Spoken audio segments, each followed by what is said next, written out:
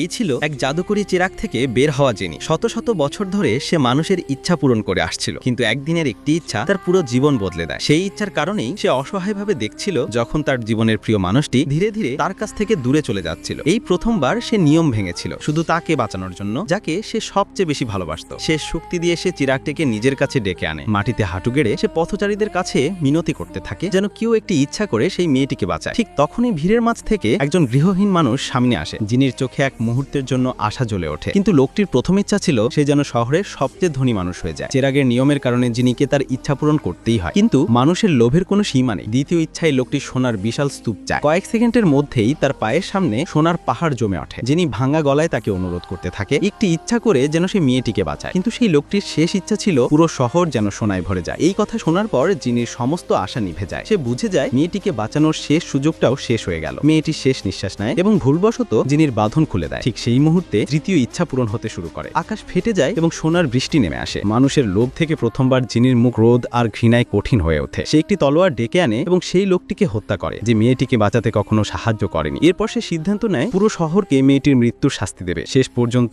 জিনিকে বন্দী করা হয়। প্রায় 900 বছর পর তার আবার সেই মেয়েটির সঙ্গে দেখা হয়, কিন্তু এবার মেয়েটির কিছুই মনে ছিল না। এটা পুরো মুভির আসল স্টোরি না, কারণ আমরা ডিরেক্টরের প্রতি সম্মান রাখি। কোটি টাকা খরচের মুভি 2 মিনিটে খুলে বলা ঠিক না। পুরোটা জানতে চাইলে নেটফ্লিক্সে দেখে নিন।